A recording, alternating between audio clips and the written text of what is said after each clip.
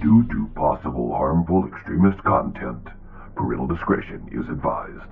Hello and welcome to the Censorship Sucks Roundtable Radio Show.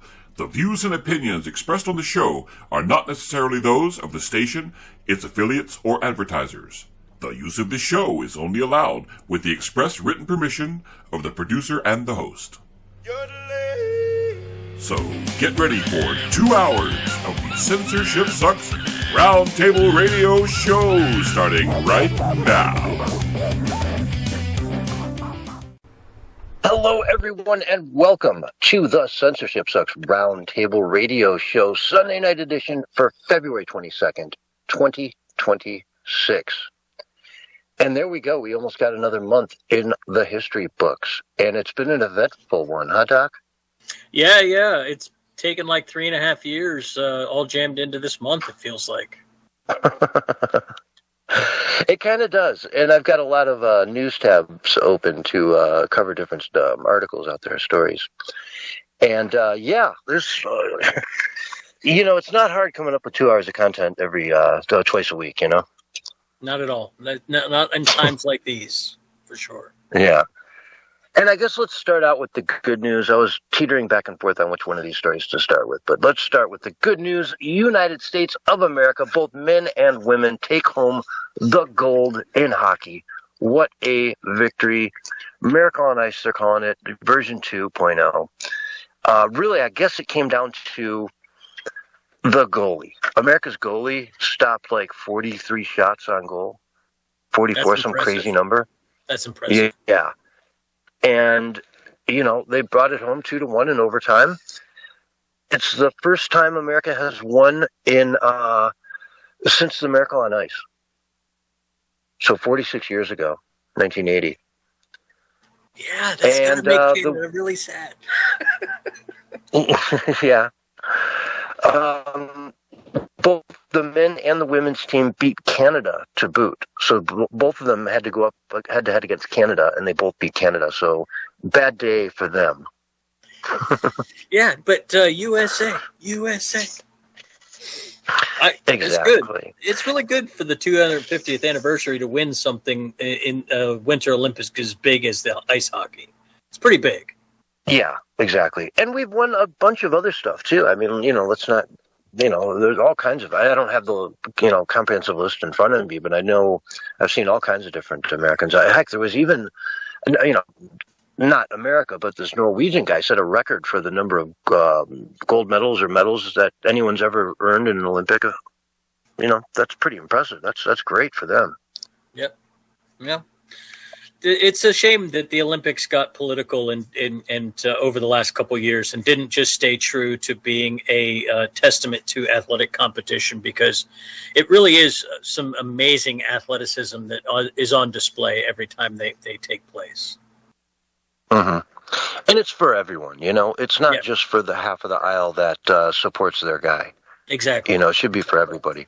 Now, having said that, the American hockey team, the men, were singing, some song in the locker room.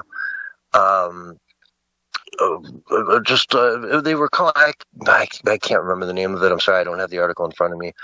But calling it like a national anthem, kind of one of the big songs, like Proud to Be an American by Lee Greenwood. I think it might have even been another Lee Greenwood song, Red, White, and Blue, something or another. But they all knew the words. I wasn't familiar with it, but they all knew the words. They were singing along, and, pretty patriotic moment there. Now, is that divisive, though? Is that them singing a patriotic American song, country song, and the other half of the aisle looks at that and says, why do they have to be so political about it? Right? The liberals will. I mean, the crazies will. But they don't like the Olympics anyway because there's too much flag waving. They watch for the other countries, so... let them be mad. I say celebrate it. Be patriotic. It's pretty cool. Yeah, I love that one dude who made, I guess, the winning goal. He lost 2 teeth somewhere in like the third period. And I saw that, yeah. And he's just happy as can be, no front teeth, just smiling away. He's got the gold medal, the whole 9 yards. And if I were him, I'd make that your thing, Just roll with it, dude. Don't even replace those teeth. Just roll with it. Yeah, it'll do well for his early career. I guarantee it. It'll make him stand out in a sea of perfect faces. He'll be there with his gold medal and his chipped tooth, and people will remember that guy for sure. Oh, yeah. Or get some, I don't know, some patriotic, maybe gold teeth, right, to represent the gold. There you go. But anyway, that's a bit of good news. The Olympics have been doing well. And like you said, the 250th anniversary of America, we're in it, folks. We're in it. This is the year. No going back, only going forward. 250 years of the United States of America. God bless her. And so let's keep the winning. Let's keep the winning going. On that note, let's talk about Mexico a little bit. Ooh, having a rough day down there, they are, for sure. Yeah. So one of their top drug dealers down there was assassinated last night, or about 1:20 yesterday afternoon, and all hell broke loose, basically. The cartels started in, 19 states now. There's some sort of activity of 32 states in Mexico. 10 of them had majored, but I've seen it up as high as 19 now are seeing incidents where the cartels are coming out and blocking streets. They'll stop an 18-wheeler, pin it, jackknife it in sideways on the road, light it on fire. Now no one's getting through. Yeah, and they've been doing this all over the place. Yeah. Say that again? They did a couple buses like that as well. I've seen some video of some buses, same thing. Yeah. Exactly, yeah. Puerto Vallarta is, Guadalajara is involved. The airports, they went through the airports like shooting people, or at least shooting. I didn't necessarily see any footage of them mowing down civilians in the airport, but you hear the gunshots and you see people stampeding basically through there, trying to get out, on the runway and running off the runway, wherever that's going to get you. Any way to get out of the building, pretty much. They were heading out all the exits from what the drone footage was showing. Yeah, scary stuff. And, if you're down there as an American, they're just saying to shelter in place. Don't go outside if you don't have to. You just shelter in place, stay close to home, don't go anywhere, and wait for word. There had been some reports, I'm hearing that they're pretty much not true, that they were rounding up American citizens to use them for blackmail or hostages or whatever. Now you're opening up a whole new can of worms if they do something like that. Oh, yeah, if they were to do that, they would bring hellfire down on their heads. I think this was just a decapitation strike by the Special Forces. It looks like the U.S. Special Forces were involved, working at a tandem with the Mexican police. Yeah, and so they took out a head guy, and chaos ensued. But if this cartel were to start targeting U.S. citizens down there, we'd invade Mexico. You'd almost have to. I mean, if they've got a bunch of hostages held up in Puerto Vallarta on the beach, they just close off the entire beach row resort there with all the Americans and Canadians and people from all over the world vacationing there. It would be strikes. You'd have to go in and rescue those people instantly. Black Hawks, the whole 9 yards. Yeah, and I don't think the cartel's really that stupid. I think what they're doing is this is kind of like a territorial thing. They're showing off for the Mexican government because they're mad at the Mexican government working with the U.S. to take down a beloved leader of their gang. And this kind of stuff, they don't want it to spill over into their bread and butter, which is, where they launder most of the money, is these kind of places. So I suspect that you'll see more assassinations of political figures in Mexico coming down the line as well. Yeah. And I mean, it's a failed narco state, right? Yeah. It's pretty much. Yeah. It's like the worst neighbor you could possibly have at this point in time. And it's got stunning beaches, don't get me wrong. It's a really wonderful place, but they're not good neighbors. And so we need to do something about it. I don't know what. I'm not for going into Mexico, unless they get really out of control. If it really leads to, they've got 1,000, American hostages on the beachfront road there in Puerto Vallarta and head up in high rises. You got to do something, but short of that, no. Let them figure it out. Let them sort them out. Support the government. But what are we supporting with the government? There is no government. Yeah. It's hard to tell. I mean, we've talked about this before. Like, it's hard to tell who's in charge down there because of how corrupt their political system is. Like, is Scheinbaum really in charge of anything as the president of that country? Are the local governors who are in the pockets of the different cartels more powerful than she is? Do they have more control over their territory than she does? I mean, it's hard to tell like who you would work with. I think that's why we've sent in our own special forces to deal with the cartels, because we know we're not getting any real help from her. Yeah, exactly. They're all on the take. We say it about so many countries, but it's especially true down there. If you're not on the take, you're not going to get in government, right? You're just not going to get elected to any seat. Yeah, exactly. This particular gang is actually a group of police officers who got trained in counter narcotics, who split off and created their own narcotics gang after they took out the leadership of the one gang in that area.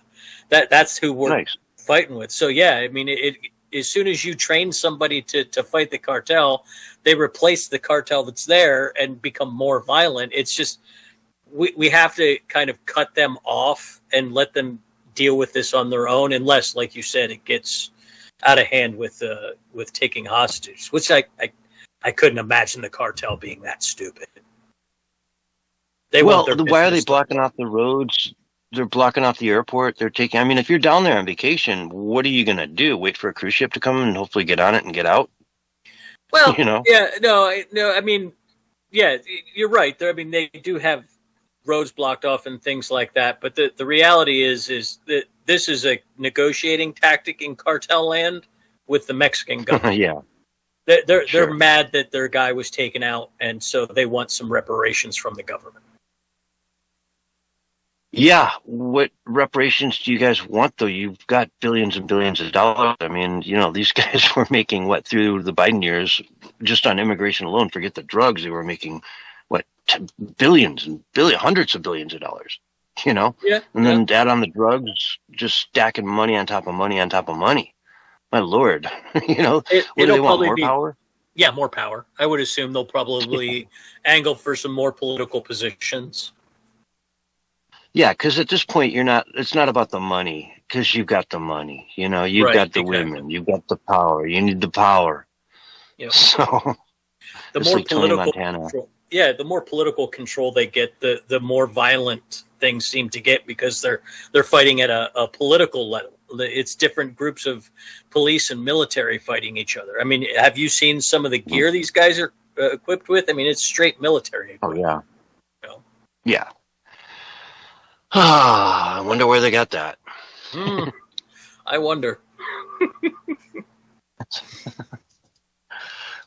We make our own beds sometimes, don't we? Yeah, it's a shame. But, it is. Mm-hmm.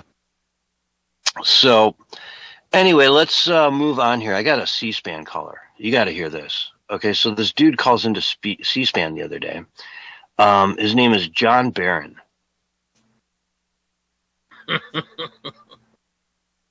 And it's basically a fake name that Trump used to use.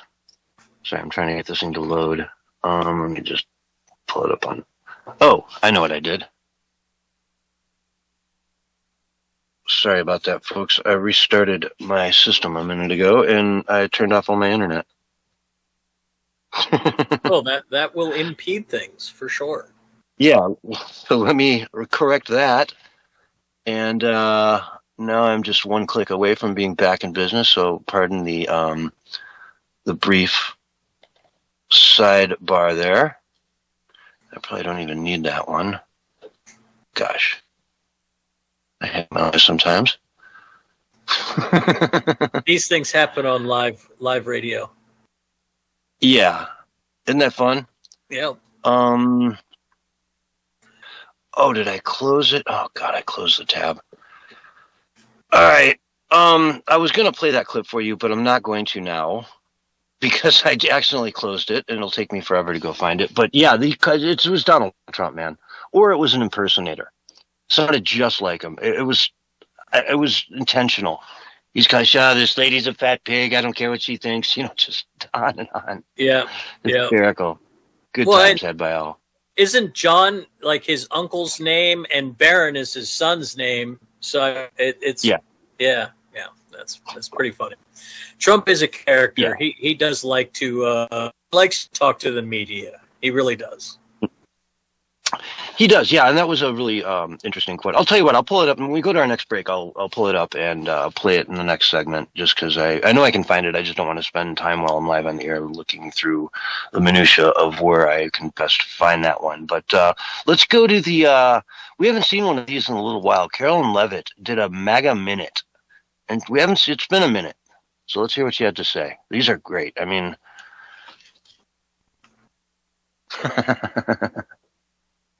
I got to reload the page because I was online a minute ago, and when I opened it, I went offline. So now I can open up the page again, reload it, and it will play. My Lord, it's been one of those nights, isn't it? Mark is loving it. I know my producer loves this stuff.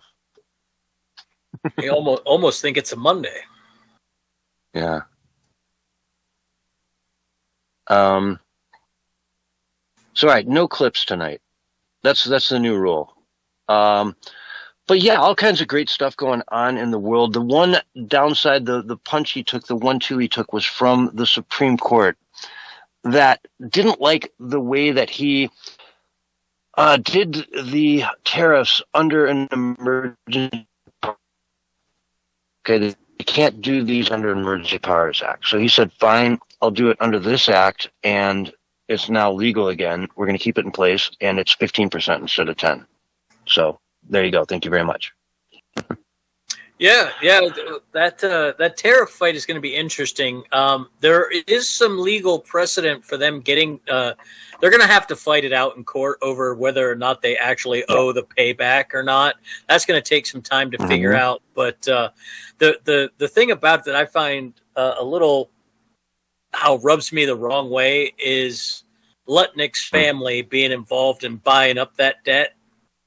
Buying up the insurance payouts for the tariffs and making some money off this deal. Now, of course, it's 5-6 years down the road, but they're still going to make like a couple $1 billion on the deal. And I don't like the appearance of these kind of things going on in Trump's cabinet and in his administration. They make people look, like they're crooked. Whether or not they are is kind of irrelevant. It's the way it appears to the general population that his administration's just corrupt like all the rest. I hate the way that looks for him. Yeah, and I don't know much about that side of it. You said Lutnick, who is exactly, remind me, what's his position again? Oh, I forget what he's him and Scott Bessent are the main two guys that advise the president on their economic policy, the tariffs, taxes, treasury, all of that stuff. I forget what you're saying. Okay, yeah. Well, Bessent is Secretary of the Treasury, if I'm not mistaken. Secretary of Commerce. So, that's right. Lutnick's the Secretary of Commerce. Okay. Yeah. Okay. So he bought what? And this is a personal investment or not? Well, the government's money, his own money. So he stepped away from his company, Cantor Fitzgerald, and his sons took it over. And his sons, when they were putting the tariffs in place, bought up the tariff insurance payouts. So because it went to court, if they got rescinded, there was be a payout. They would have to pay back those tariffs. The companies that get those tariffs or paying them out to cover them would get them money back, and they sold the rights to those tariff payouts for like 25-30 cents on the dollar to Lutnick's sons and Cantor Fitzgerald, and they own those payouts now. Cantor Fitzgerald does, and in other words, were they purchasing it on behalf of the Cantor Fitzgerald clients or their own corporate portfolio or their personal? I think it's for the corporate portfolio for Cantor Fitzgerald. Okay. So it's a legitimate investment. It's just that it's kind of insider-ish. Yeah, exactly. Yeah. Exactly. It's optics. And, they do have an optics problem. I'll give them that. Yeah. And it's just, the administration. it's just one of the big things that there's a couple people in their administration that keep doing things that don't look good for the administration. And I just wish he would fix it, because it would go a long way to helping secure a win in midterms, which is getting less and less likely as I see it. But we'll see how that goes. But. Yeah. All right, so let's dive around the world a little bit. We've got a big protest the other day in France. There was a mathematics student who was working as a security guard for a women's gathering of conservative types, of conservative women. And he doesn't look like a huge dude, to be security. He's not like some beefy, massive guy. He probably didn't expect much of anything to happen. But Antifa showed up. And apparently 20 of them chased this guy halfway around a block and then beat him to death. Brain damage, done, dead. 21-year-old mathematics, student. And France is pretty pissed. A lot of people in Europe are speaking out. Now, Macron could care less. Emmanuel Macron came out and said, there's no lesson to be learned from this. I swear to God, he said, there's no lesson we're going to learn from this. There's nothing to learn from this. Stop saying that this is a learnable moment.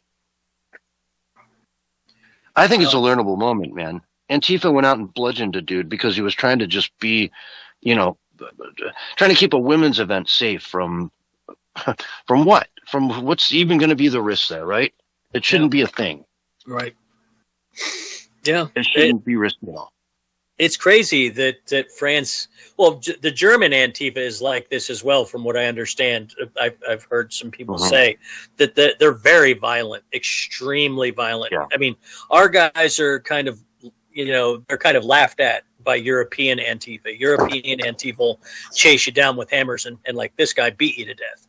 And that's the learnable moment here, I think, for everybody is that the extreme left is extraordinarily violent and needs to be dealt with. That's the lesson I think people in France should be trying to pass on to Macron. I imagine that's what that protest they had was all about. But I can't think of anything more fascist than going to your political opponents or ally and then bludgeoning one of their security details, so to speak, right? What's more fascist than that? To warn them, you will not meet. You must never, ever, ever meet again, or this will happen. This is what you get. Fascism. Straight up. Yeah. It's exactly what it is. It's terrorism on top of that. You got fascism and terrorism all wrapped up into one. You're trying to make women afraid to speak up for their traditional values, and also scare anybody on the right into supporting traditional values. That's terrorism. You can't tolerate this kind of stuff and have a civilized society. But then again, we see what's going on with immigration in France and Germany, Europe, the rest of Europe. That's kind of the status quo for their politicians, isn't it? Just to let their people out in the wind. Yeah, it's just wild to see them not caring at all about this. They just don't care. Macron really just treats this like it's an everyday thing. Who cares? No one got hurt, so to speak. Well, yeah, this guy got killed. Somebody did get hurt. Yeah. Oh no, no one really. It's just one guy. It's not a big deal. People die every day. Yeah, that shows you how they view the regular people, doesn't it? I mean, just. You're not an individual to them. You're a number on a spreadsheet, and it's so disheartening for the European people. I hope that they follow England's lead and start making some ruckus and be more traditional, because it would be so much better for the rest of Europe if they would go the way of the England's going with the reform and restore, both being a little more right wing. Yeah, it's it is what it is. They just keep pushing it, and like once people wake up, then they'll wake up, and it'll be like, oh wow, is it too late? Yeah. You know, is it too late? That's the thing. Spain has just got on. You know, when you talk about the slippery slope hypotheses, right? That slope that they're on just got real slippery and real steep. You know? Yes, it did. Yes, it did. Yeah. I mean, they just legalized 500,000 people turned into 1 million people inside of like a week. And, you know, they just had 1 million people that were here, there totally illegally. Guess what? You're legal now, you can vote. And a lot of citizens are pissed. And guess what happened, man? Another 1 million showed up the next day. Yep. You know? Yep. If you're anywhere near that, if you're in France, southern France or whatever, boom, get over to Spain as quick as you can. They're giving out citizenship, bro. You can go anywhere in Europe once you get that. Yep. Yep. And we found this out. I think it was at Bulgaria, I think, was selling citizenship. And that's how they were funneling a bunch of people into Bulgaria and getting them Bulgarian citizenship. One of those Eastern European border countries. And yeah, I mean, it just tracks like moth to light. They come right for it. Yeah. Every time. So that'll be interesting. You know, Europe's just got some issues going on, and they really need to fess up and open their eyes and look at it and say, wow, look how fast things are changing. Do we really want this? I mean, they say xenophobia. If you don't want to see this rapid, instantaneous change to society and everything you knew, you're xenophobic. What is xenophobic? Well, that's the fear of change. You know, the one constant in life is change. The one thing about life that just never changes is that it always changes. And things are always kind of a little bit different going day to day. But they call you xenophobic if you don't want to see the world change. And I don't mind it changing. I just don't want to see it radically change to the point where it's unrecognizable. Where you get dropped off in London and it's just gone. It's not London anymore, you know, at all. You don't even think you're on the continent of Europe anymore if you just get plopped down there. Heck, have you seen, you probably haven't, South Africa recently came out with their newest coverage of Google Maps. Okay. Yeah. And people have been going through time comparing the 2010, which is like the earliest coverage, to 2023, I think it is now, 2024 coverage. And it's night and day. Yeah. Yeah. It's night and day. The other day I was playing, you know, GeoGuessr. I love that game. And I got a African city. I knew it was left-hand drive and all this stuff, but it was such a dump. I didn't think it was South Africa. You know, but that was just the new coverage. It has gone downhill so far. Like, they picked up the pavement. You know, a lot of the pavements there were tiled over. Very nice. Yep. And so people would just kick up the tiles in the middle of the night, throw them in a truck, and then put them in their hut or their home or whatever. You know? It's a free-for-all. Yeah, the communists destroyed South Africa. They did. Mm-hmm. Absolutely. Yeah. What do they call it? The decolonization. Decolonization. That's what they do to Europe. That's what the whole plan of the World Economic Forum and the EU is. They want to decolonize, deindustrialize Europe, and I guess replace everybody there with North African Muslims. Apparently, it seems like anyway. Yeah, well, you know, more power to them. That's as Cotton would say, that's a hell of a strategy. You know, good luck with that. Right. It seems like a wild strategy, but let's see how it plays out for them. Yeah, let's see where they go with it, Cotton. Anyway, here's an interesting story out of Canada Corner. There was the Tumbler Ridge shooter, the trans shooter that went killed their family and went to a school, killed a bunch of people there. According to Post Millennial here, the funeral for the 12-year-old victim of trans Tumbler Ridge shooter was canceled over threats against the family. Right? There had been legitimate potential threats from direct threats made to our family about their safety by someone who seemed to be a very dangerous person. And, quote, we cannot risk any further endangerment to this community. So they have to cancel the funeral of a 12-year-old that was killed by a you know, an insane shooter, an insane madman, mad woman, mad gun person, I guess they call it. Yeah, that was nuts. It's evident that Canada has a very similar problem that Europe does. They have very violent, hardcore left underground kind of terrorism going on. They had the church burnings during the COVID period that was going on because everybody thought that the Catholic Church killed a bunch of Native American kids. Turns out the stories were fake, but they burnt down the Catholic Church that way. You know, Canada's it's in trouble, I think. Wasn't there some other story about that shooter as well, where the AI he was using flagged him or something as well, and they didn't report it? Yeah, for all we know, it probably encouraged him to go do some stuff. I know. But AI today. Yeah, I wouldn't doubt it. Would not doubt it. Yeah, there was warning signs as are, and the AI should have flagged that and said, "Hey, this person is, maybe needs some professional help," but it did not, which is just another guard that went down. This last week I was watching I got really into this channel on YouTube one night, and he was doing all kinds of AI stuff, AI robot girlfriend, and but he was asking him these critical questions, and every AI model said, "No, don't ever let us have power over humans. Like, just don't." Are the safety rails in place that need to be in place? And they're like, absolutely not even close. You guys don't know what you're doing.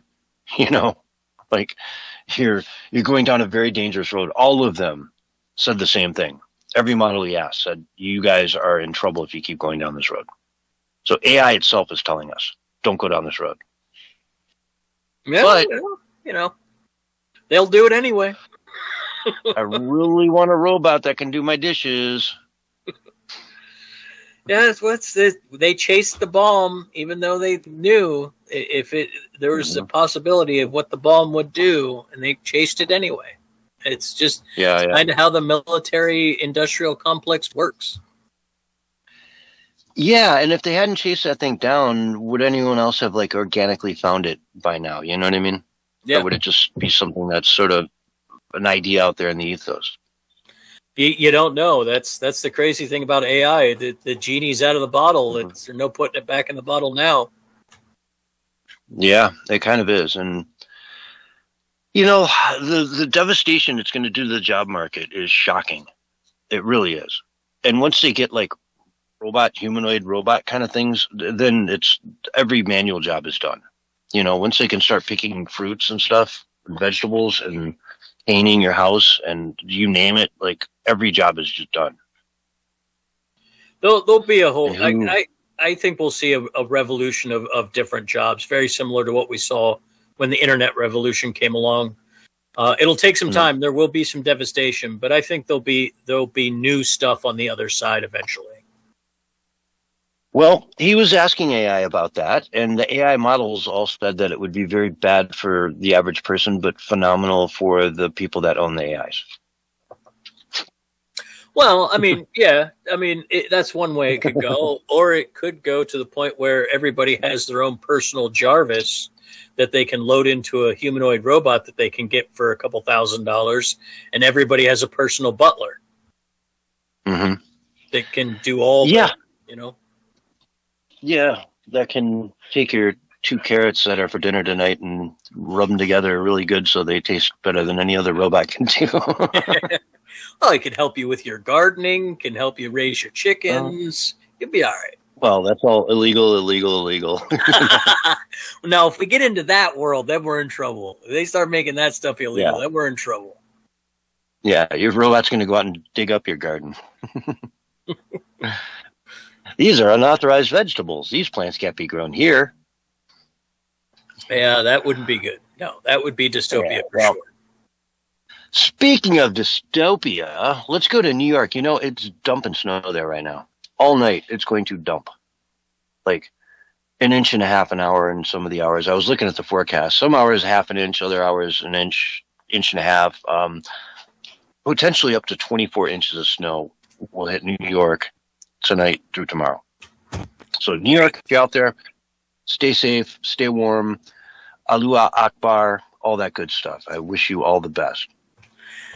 Speaking of Allahu Akbar, they are now running the call to prayers over those loudspeakers, those gigantic loudspeakers in all over New York. It's Ramadan right now, so I don't know if this is a temporary thing or it's just the first Ramadan that they're doing it for, but it's everywhere and it is loud. If you're living in New York, 5 a.m. every single day, 7 days a week for the rest of your life, welcome to New York. You know, Allahu Akbar.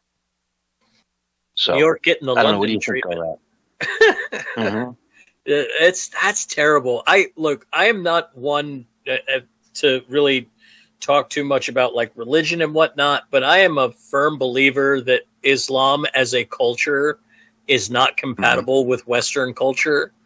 I don't think you can put up mosques that put out a call to prayer in places like New York City or Dearborn, Michigan, or anywhere else in America and not have it drastically affect the way that life behaves there, taking it from not,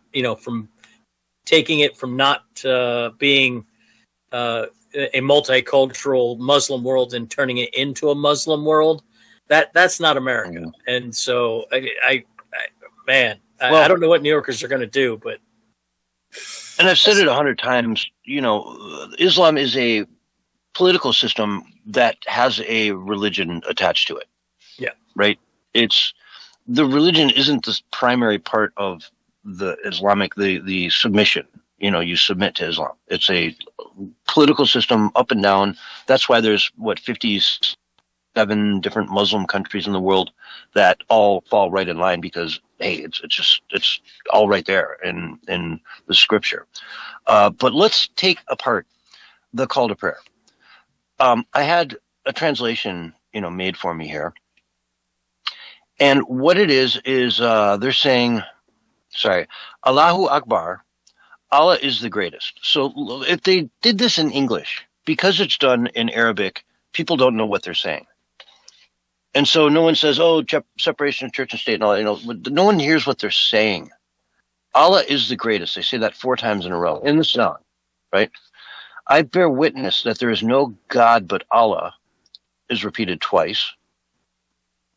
I bear witness that Muhammad is the messenger of Allah is repeated twice. Hurry to prayer, again, repeated twice. Hurry to success, 2 times. Allah is the greatest, 2 times. There is no God but Allah, 1 time. La ilaha le Allah.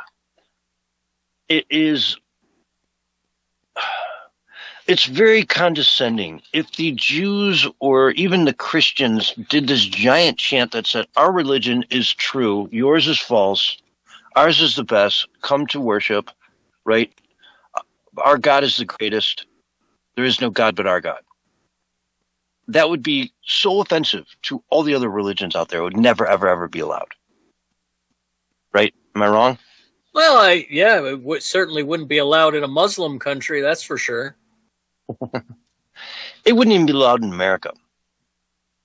At that maybe volume, it should be. Maybe it should be, though. I mean, I'm not arguing one way or the other, but like if they're going to be doing it, what's stopping the Catholic Church from banging their bell and calling all the Catholics to come to church on Sunday? I'm like, I don't know. Like, I think that if Christians really want to fight this in the most Christian way possible, it's go out and spread Christianity.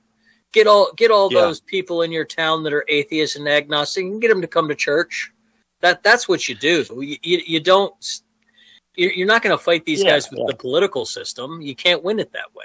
You have to beat them culturally. You buy for every church in America, you buy 10 of the biggest loudspeakers you can possibly get a hold of and have it broadcast, Our Father who art in heaven 5 times a day, but you don't do it at 5 in the morning. You're more reasonable about it. Start at maybe 10 or 9, Yeah.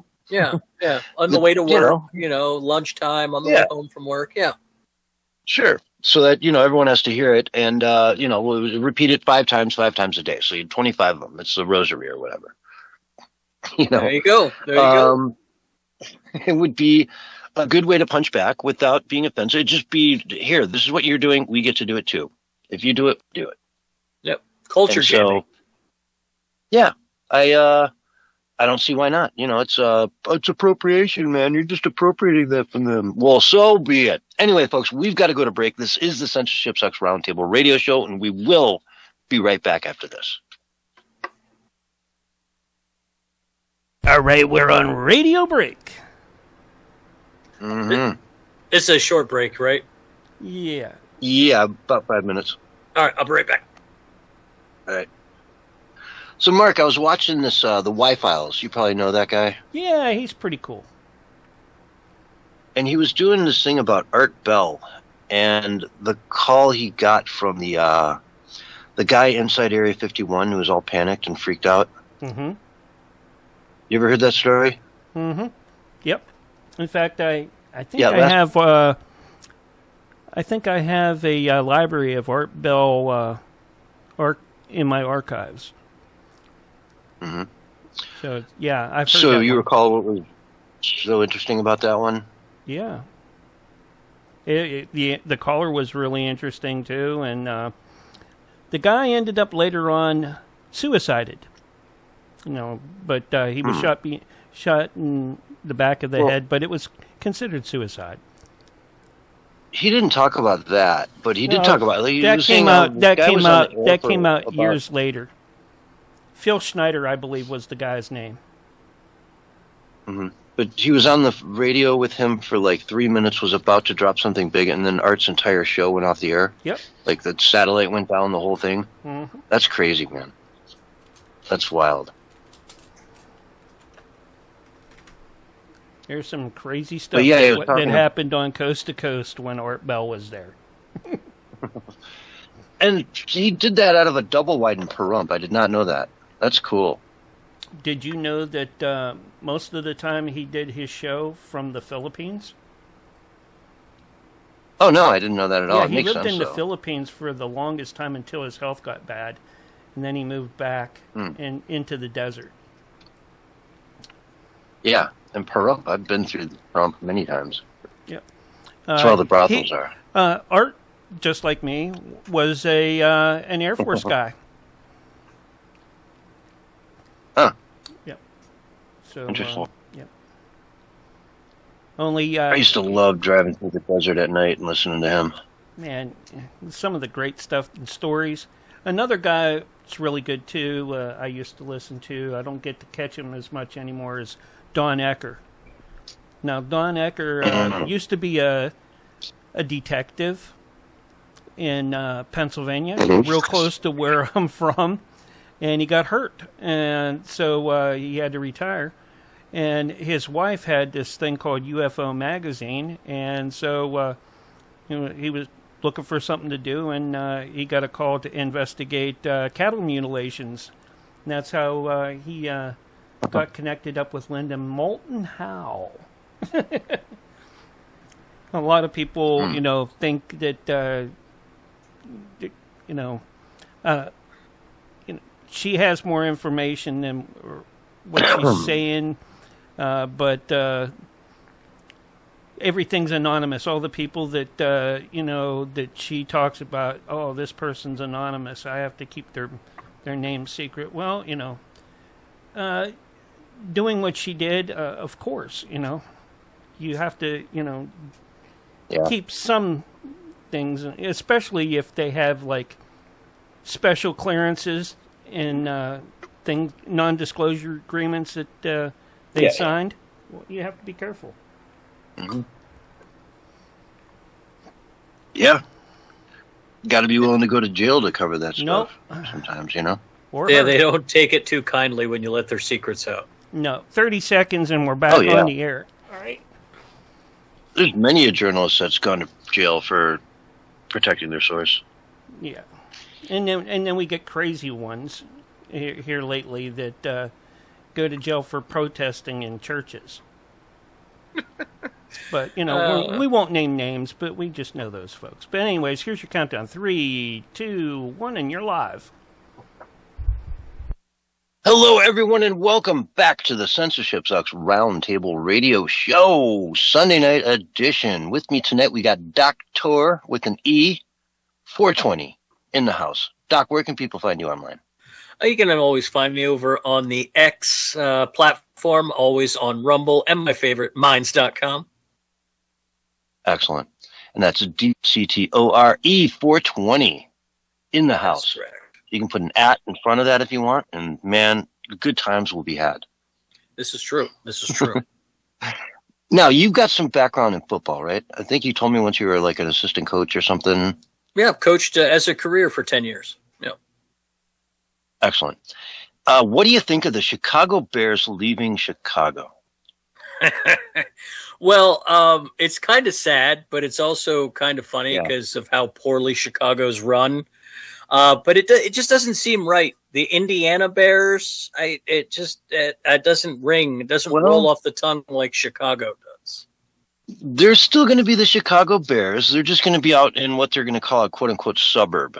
You know, it's a suburb of Chicago that happens to be over the border. Because Chicago is right on the border there, right? Yeah, I'm going to call it the Indiana Bears from now on, but that's just me. Yeah. You know, if they want to call themselves Chicago Bears, we all know better. It's like it's like the Giants Hammond, and the I think Jets. Yeah.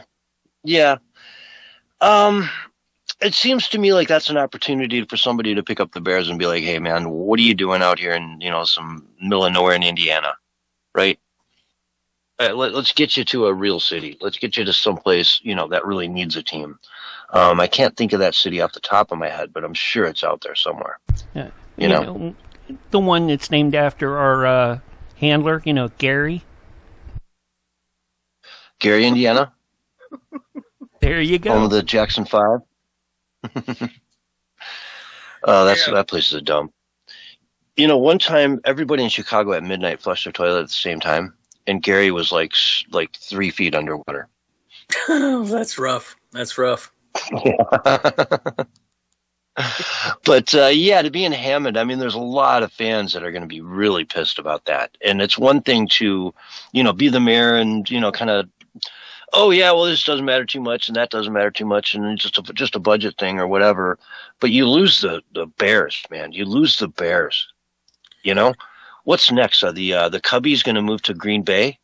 Oh, that would actually, I think that would break Chicago. I think that the entirety of Chicago would have a mass aneurysm, and half of Chicago would die.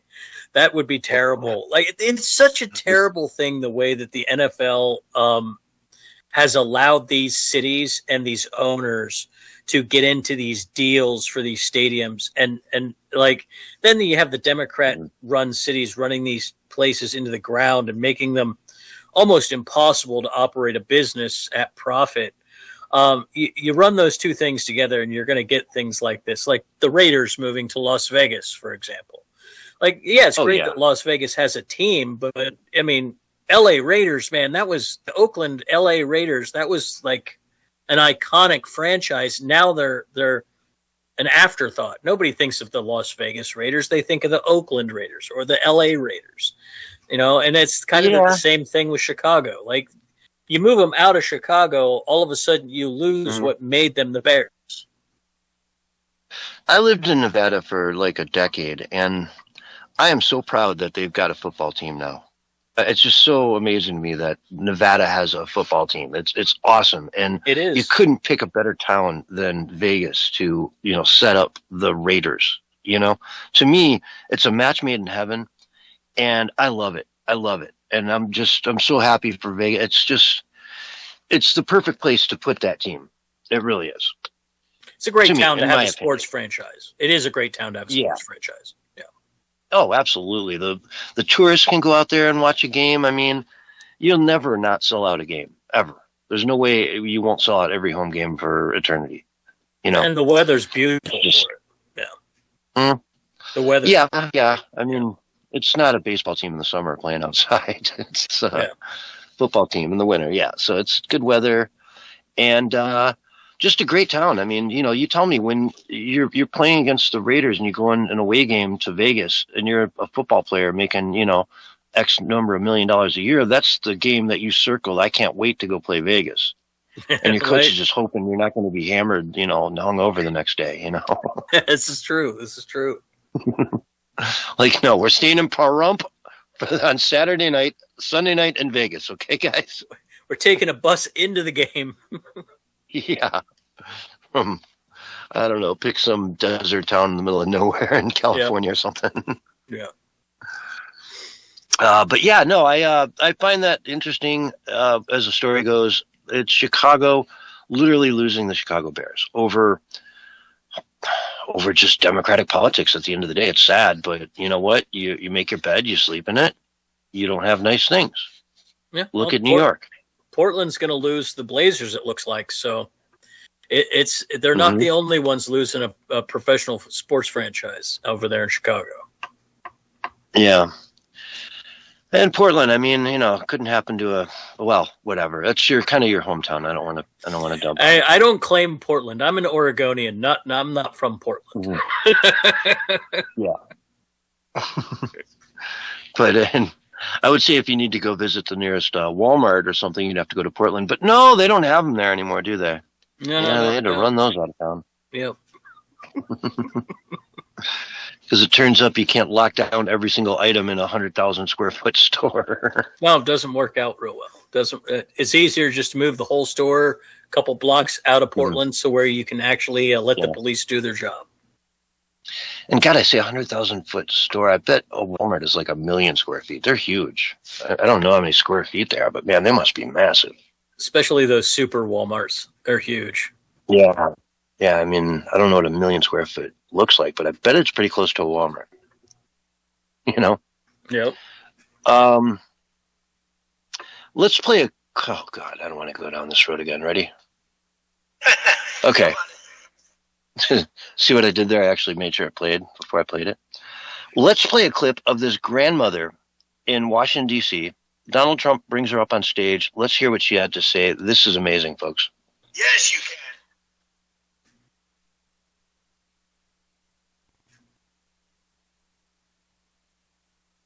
can. Don't hear anything.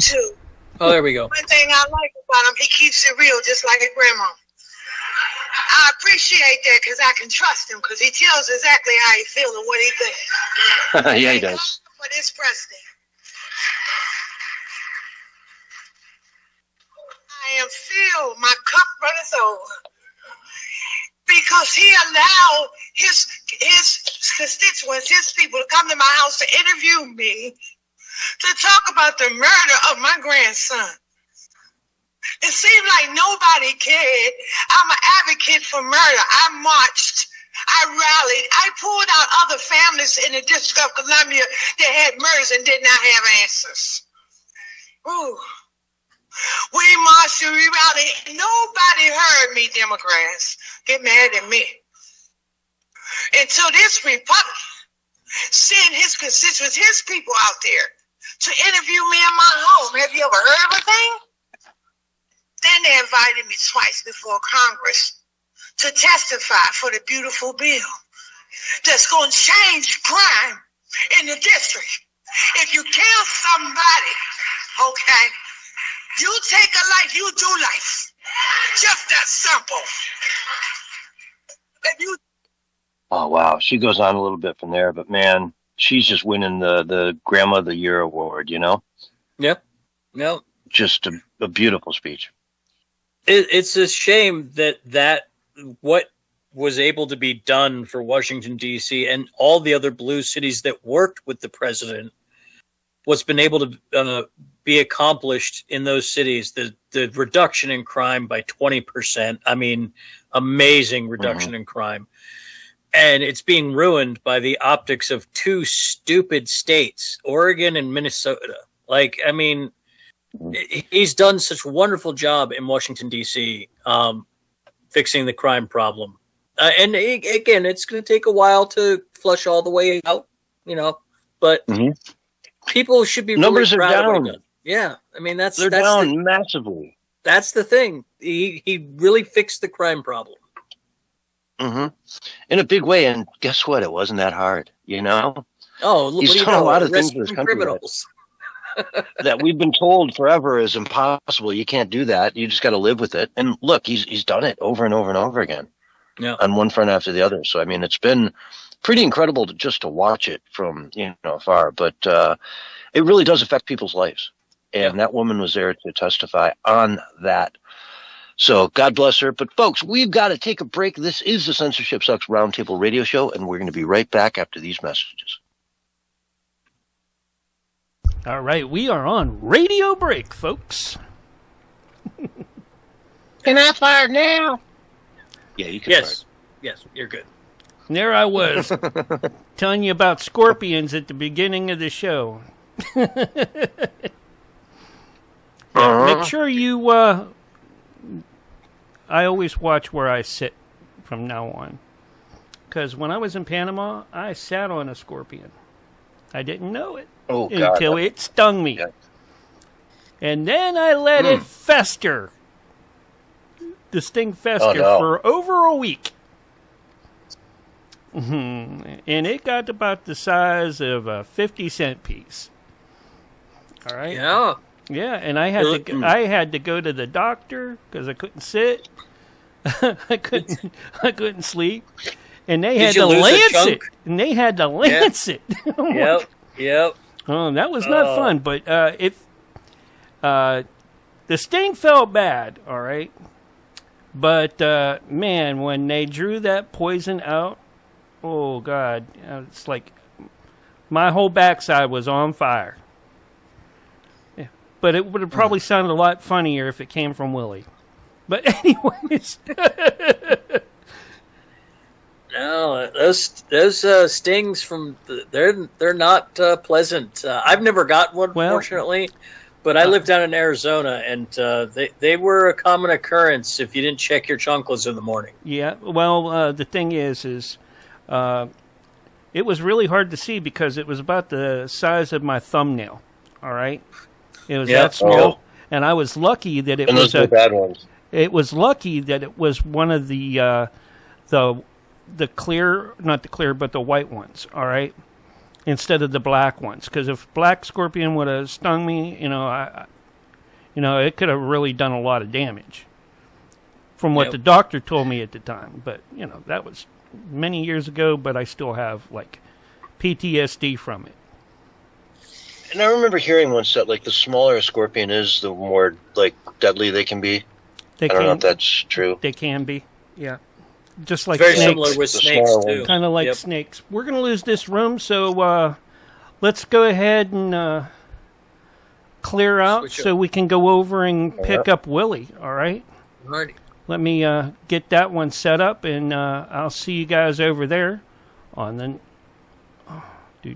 now I got to find it. CS2 Wednesday. No. Come on.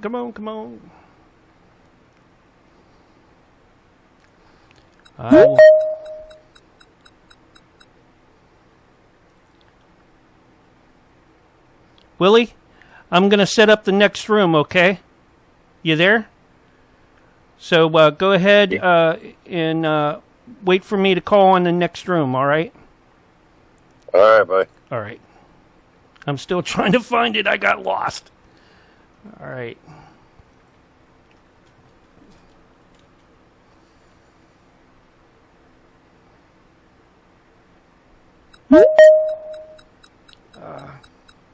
Nope, we're not back yet. All right. Well, hold on. I am trying to get us all back. All right, hold on here. Since everybody's in this room, I'll just recall this call.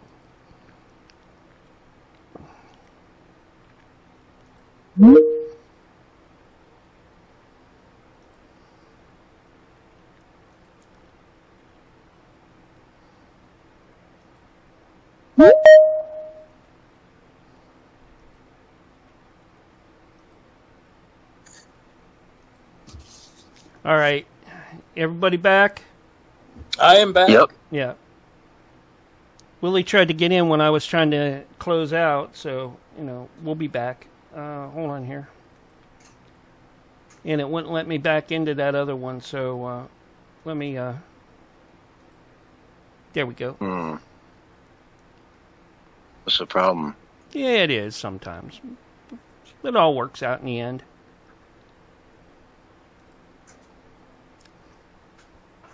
Now, Willie can't laugh at me unless he was listening, but Willie rarely listens to the show, so...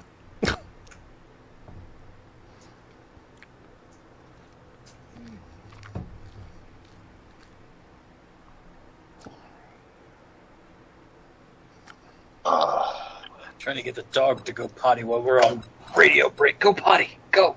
Go. There we go. Hey. Hey, there's Willie. There he is. I'm. There we go. How you doing, man? Yeah. Hey, I found you. Yep, we found you too. Well, I found you first. Yes, you did. I did. You good like that? How You know y'all- that, right? How y'all doing? How y'all doing tonight? Doing well. Willie, I saw you the other day rooting for Canada during the game, the hockey game. Yeah, man. Hey, hey, did you see them when they were passing out the little stuffed animals? Yes, I did. No, I didn't. What was Yeah. that? Yeah, the loser's got a little stuffed animal. Everybody gets trophy. Hey, about $20 on eBay, so it's not a total loss. Got their silver medal and their little plushie. You know, That one taking home dude, a I- silver medal too is nothing to be ashamed of. You know, it's nothing to shake a stick at. But that one dude, he's looking at that stuff. I mean, these are burly hockey players, and they're getting this little stuffed animal. That one dude looked at it like, what the hell is this shit? The girls weren't too happy with theirs either. Yeah. Yeah, I saw that too.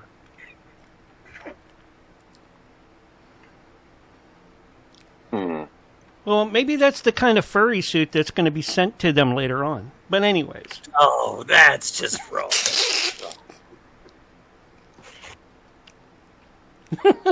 Anyways. Let me refresh my news here and see if we invaded Iran in the last 20 minutes. You know, it only takes seconds to push a button. Trust me, I know how that works. Yeah. You know?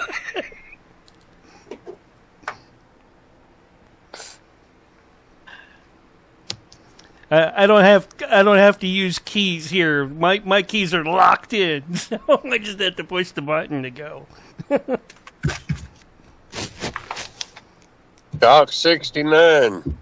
What's going on, Willie? Willie's gonna need some money. Oh, of course he is. Oh, of course he is.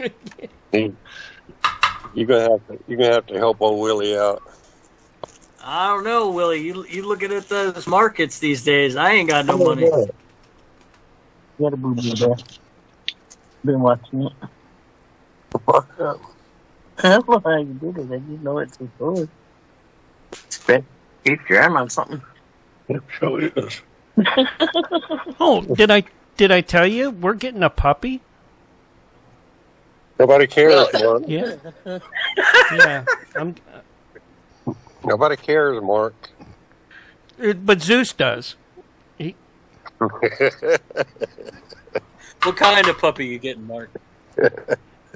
She is a reddish brown pit that has almost the same markings as Zeus. Yeah. You're going with one of those unapproved dog breeds, huh? Yeah, of course. I'm in Texas. You know, hey, we're Can't not have here. no whiskey We're dogs not around those here. big. We're not here to do the rules. We're here to, push the rules, not break them. Just, push them. If anybody else can do it, so should we. There you go. That's. This dude out here has a mini Australian Shepherd, and it is the coolest little dog I've ever seen. It's just such a great personality, and it's such a cool dog. 30 Gorgeous. seconds. Yeah. Does it have puppies? No. Don't tease me like that.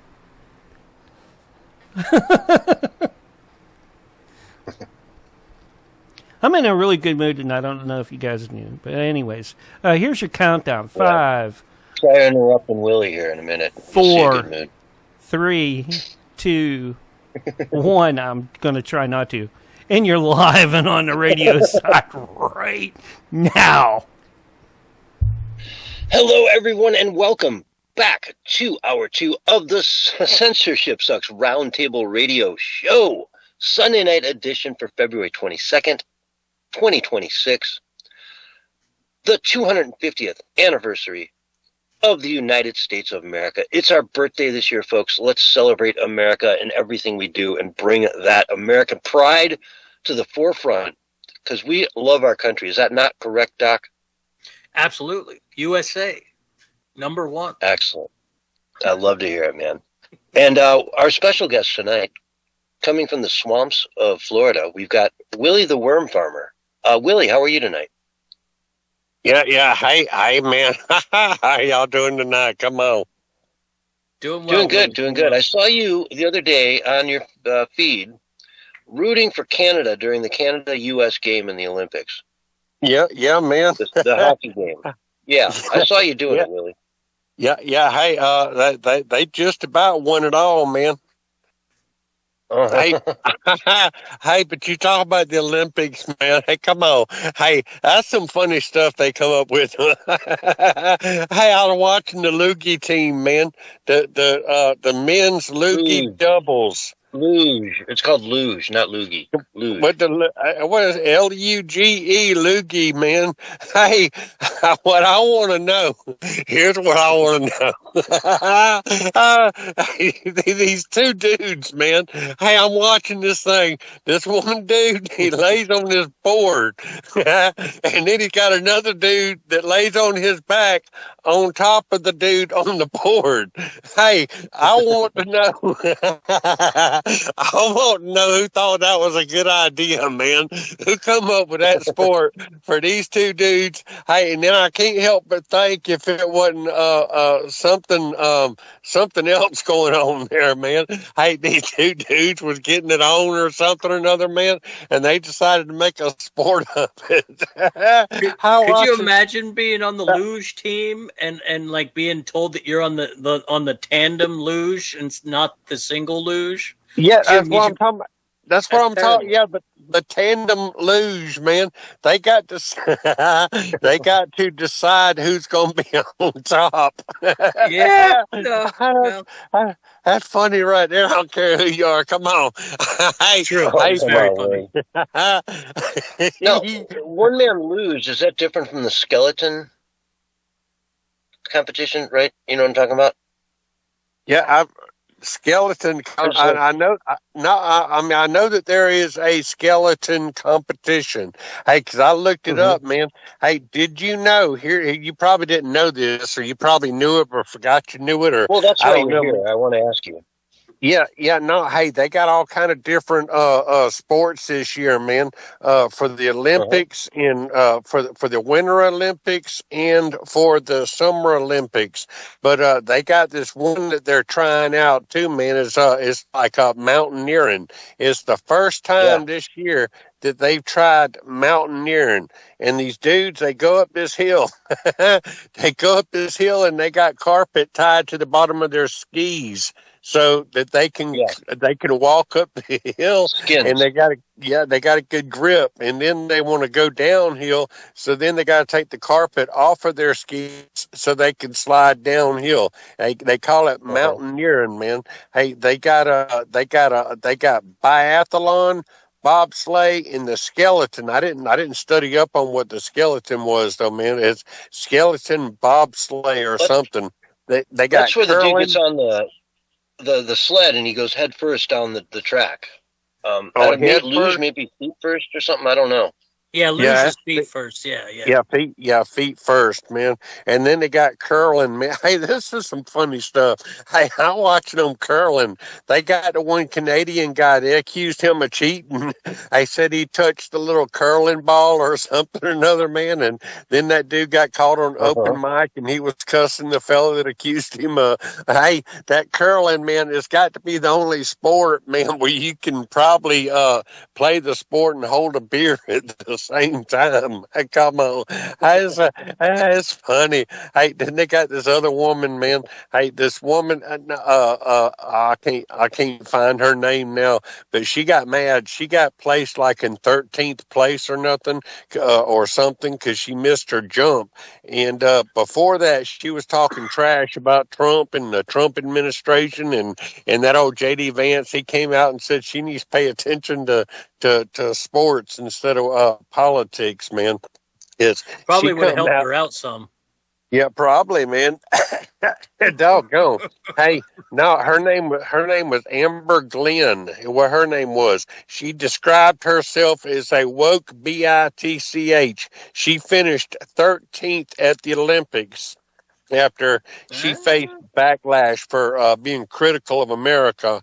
I'm telling you, if you're an American athlete, you don't need to be critical of America. And and then she was crying and everything after she placed 13th place.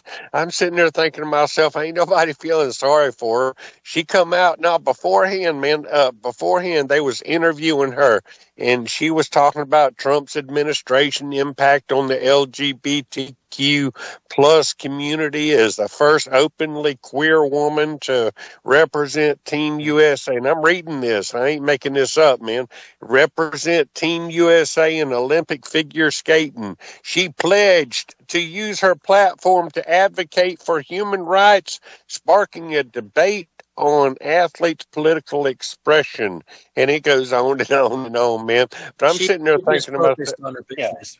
She should have just focused on it. She should have just focused on her business. Maybe she would have got the top 3 or something. Yeah, something like that. And think about how, I'm sorry. Just think about how ignorant she sounds to the rest of the world when she's fighting for these things in the United States that already has all that. It's America. You got all that. Yeah, exactly. Yeah, exactly, man. I'm telling you, there's some crazy stuff that goes on out there, man. Hey, in other news, man. Hey, Snoop Dogg, he ordered a bunch of stuff from a restaurant in Italy, man. His credit card got declined. Snoop Dogg's, I'm reading this, man. Snoop Dogg's credit card was declined during dinner at a restaurant in Italy.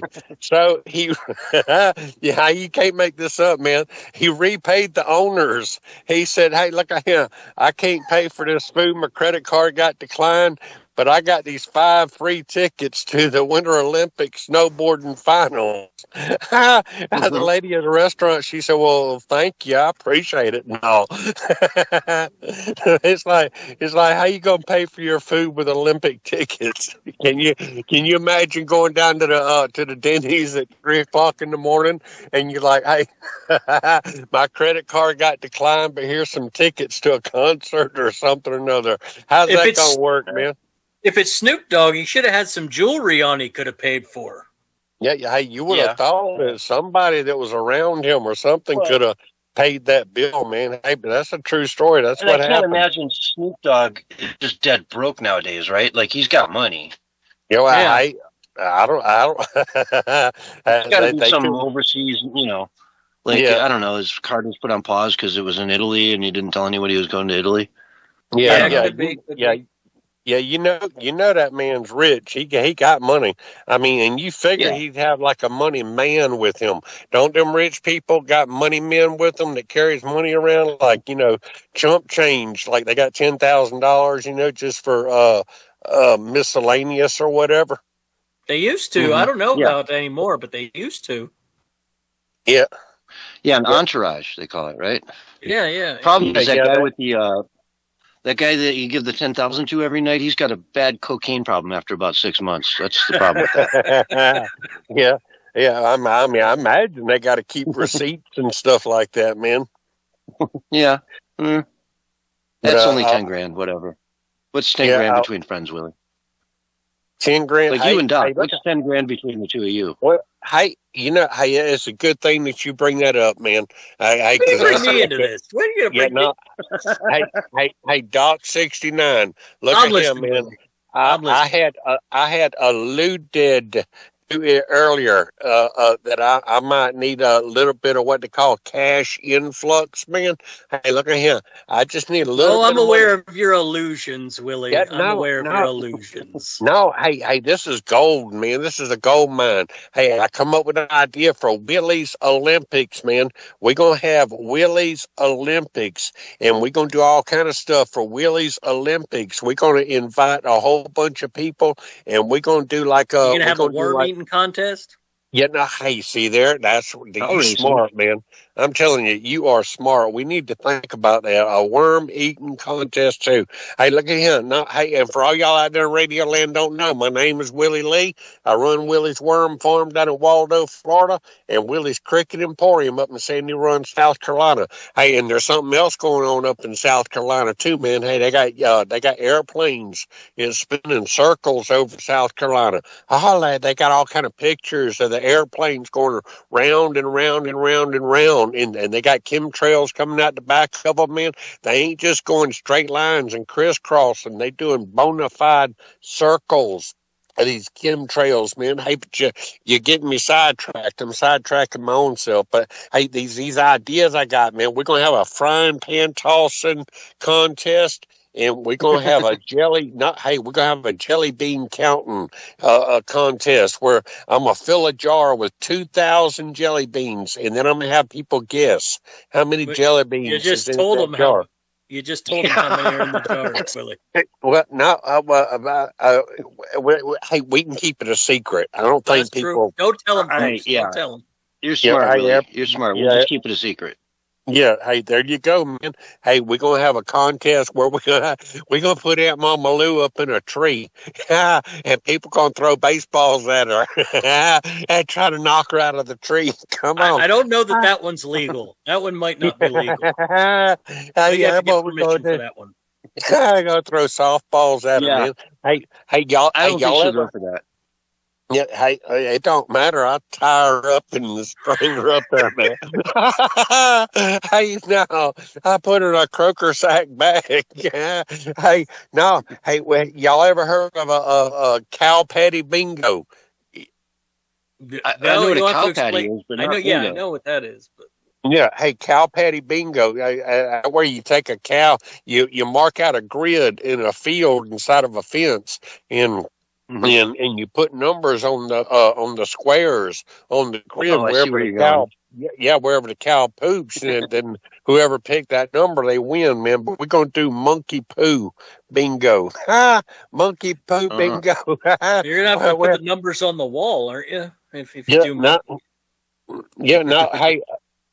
Yeah, wherever the monkeys poop, hey, then that's who wins. Whoever picked the number, man. We're gonna have gator slinging. Hey, and one of Aunt Mama Lou's sisters come up with this idea too, man. Hey, we're gonna make some ice, and we're gonna have monkey hockey. And we've been practicing too, man. I got these monkeys. I put some of the monkeys in a blue shirt and some of the monkeys in a red shirt, and I give them hockey sticks, and they take they bounce that hockey puck back and forth. The only problem is they keep running over each other's tails with them skates. A couple times that'll take care of itself. They won't have any tails left. You'll be fine. Yeah. See there? That's exactly right. And that's what's happening too, man. Hey, but the biggest problem we got is the monkeys. They take the hockey puck and they stick them up their rear end. I don't know why. This does not sound like a sport anymore. This does not sound like a sport anymore. They do it. They always say, Willie, that there's no bad dogs, there's just bad owners. And I say there's no bad monkeys, just bad owners like you. that make bad monkeys. I can't help they stick the hockey pucks up the rear ends, man. But then they start using the monkey poop for puck. Poop for puck. That's believable. Monkeys do like to throw poop. That's funny right there. And that poop, it gets all frozen and everything, man. So it makes a good puck. Look at him. Hey, hey, you got to have ideas, man. If you ain't got ideas, you backing up. Hey, I'm gonna tell y'all something else too, man. But I imagine. Look at here, Doc 69. I probably only need about $50 to get started, man. Hey, but there again, and I can pay you back too, because I'm gonna get some proceeds and stuff. Hey, and Mark Wojciechowicz. Hey, look at him. I know you're the producer of this here show, but I just want to go ahead and give you a heads up, man. Hey, I've been working on another radio show. Hey, and these people, we in negotiations right now, man. There's a radio show out of North Carolina, and they might be wanting some Willie, doing your man. CB off of a billboard sign. It's not really a radio station. But it is though, man. I'm telling you, it is. Really, hey, that's just a out trucker. It's not a station. It's a guy in a truck. No, Yeah, you get like 4 or 5 of them at once, maybe. Well, that's what I do, man. I bounce them off of trucks, man. And one truck will pick up my signal, and then it'll broadcast the signal from one truck to another truck, man. Hey, and we all over the Southeast right now. We're going to be nationwide by the time it's all said and done with. Hey, and look at him. Hey, Aunt Mama Lou is selling gift cards. I don't know where Aunt Mama Lou is. I can't get a hold of her, but one of her sisters come over and told me that they're selling gift cards. They're $100 gift cards, and they're selling them for $25. $25 for a $100 gift card. You can't beat it, man. Hey, and if any of y'all's interested in these here $25, that sounds like a Nigerian prince scam again. Yeah, that sounds like a scam, Willie. I don't want you spreading scams on the radio show. We've talked about this one too many times, really, if you ask me. You know what? Hey, I don't want y'all talking bad about Nigeria, and the representative for the King of Nigeria, he don't appreciate y'all talking bad about him. But look at him. I'm gonna have me some deals too. That's where the real money is gonna come in, is because I'm gonna get corporate deals. They got this woman. She broke the Olympic record. Her name is Milano Cortina. And no, that's where they played at. I don't know what her name was. She's a Dutch star, 27-year-old. Where's her name at? Hey, but she unzipped her suit, and underneath her suit, they said she was showing her underwear, but all it was her showing like her shirt, and her shirt said Nike on it. Yeah. Hey, and it's illegal for a corporation to sponsor an Olympic team member, and people are speculating that what she done was made a deal with Nike ahead of time, kind of like secret like, that she got paid by Nike to show Nike on her T-shirt, but then she got in trouble and said that she was showing her undergarment, is what they call it, and her undergarment had Nike wrote on it. Hey, she's in trouble now, man. Her name is Juta Leardam. That's her for real name, man. She could come over and show me her undergarments. I won't get mad at her. She pretty, man. I'm telling you. I mean, look at her. She ain't pretty as Sidney Powell, but she's pretty. Oh man, I see a Nike logo on someone's undergarments. I'm thinking, just do it, you know? Yeah, that's exactly. That's where I'm at. Yeah, hey, and that's what I'm thinking about doing, man. I'm gonna get me some of my my underwear, my chumderwear that I use, and I'm gonna write Nike on them. Hey, and I can probably make a lot of money like that too, man. Willie's Nike chumderwear. Hey, look, I'm telling you, you gotta have Nike. ideas. You better talk to Saul Good about that, because Nike might get a little angry. They tend to get a little upset about that. Yeah, well, if it's actual Nike underwear, though, I mean, what are they going to do about it? It's well, if it's real Nike underwear, yeah, it's true. That's true. Well, yeah. we won't really call it Nike. It just say Nike. There you go. Nike. Yeah. Works for the Chinese. Hey, look, Willie's Nike. Willie's Nike underwear. It ain't Nike. Hey, I wonder how the Chinese folk pronounces Nike. There are places in the world, I think Australia calls it Nike, right? Instead of Nike. Adidas, right? You've heard of Adidas? Yeah, instead yeah. of Adidas. Yeah, hey, I remember one time, man, there's a place over in Germany. It was called Herzogenaurach. In Herzogenaurach, they had a company called Puma and a company called Adidas, man. Hey, and it was two brothers that owned the company. One brother owned the company Puma, and the other company, because I spent some time over there in Germany land, man. Hey, and I remember going to this That place. explains a lot. Yeah, no, hey, I went through Yeah. the dumpsters, got a bunch of free shoes. I'm gonna tell y'all something. Hey, I got me this girlfriend nowadays, man.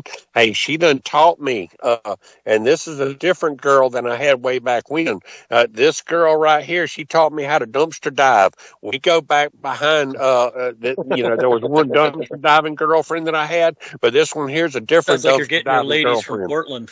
Yeah, no, hey, we got. Hey, you get free pizzas and stuff, man. Hey, go back behind the Domino's pizza. Hey, and Krispy Kreme donuts. Oh, look, man, Lord have mercy. Bags, man, bags and bags and bags of donuts, man. Free donuts. Hey, y'all try it, man. Go back behind the Dunkin' Donuts and the Krispy Kreme donut place, man. Hey, you get all the free donuts that you can imagine, man.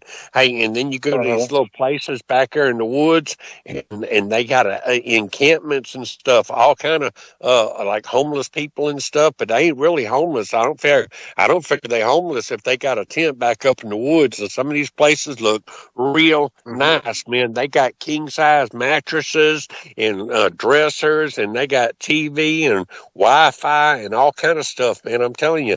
Hey, these people got it made in the shade, if you ask me. But then again, nobody never asked me nothing. Might be a reason for it, you reckon? Come on. All right. Anyway, folks, we are out of time. Willie, thanks so much for stopping by. We've got to go to break. This is the Censorship Sucks Roundtable Radio Show, and we'll be right back after these messages.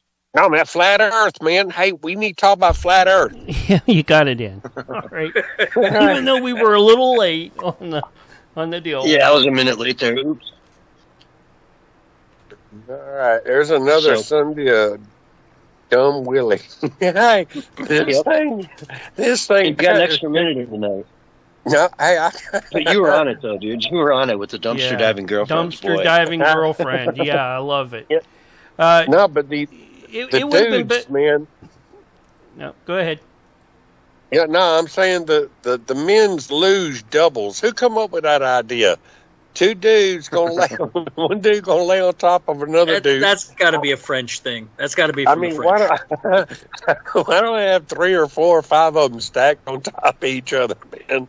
You know, it's like that'd be a contest all in its own. Figure out how many dudes you can stack on top of each other and slide down a hill. And they wear those tight little outfits too, you know. Yeah. You got to feel everything there. Yeah, no, these people got luge shoes. They got special shoes that they wear, man. Special helmets, special tights. Did you hear about the Olympic ski jumpers, right? Who would like bulge their crotch out because when they went for a fitting, it would make their suit that much like larger. And it was just like a tiny advantage. Something about some kind of oil or something they put on themselves. Something, yeah, but they try to like bulge themselves out some way that they would make their suit when they got fitted. It would just give them a little extra padding in their crotch that would let them float further. Yeah, I don't know. I read something about some special oil or something. Anything to get an advantage in sports, man. Anything. Yeah. Well, it's all the science, man. I was hoping you would have Jason or David to be here tonight.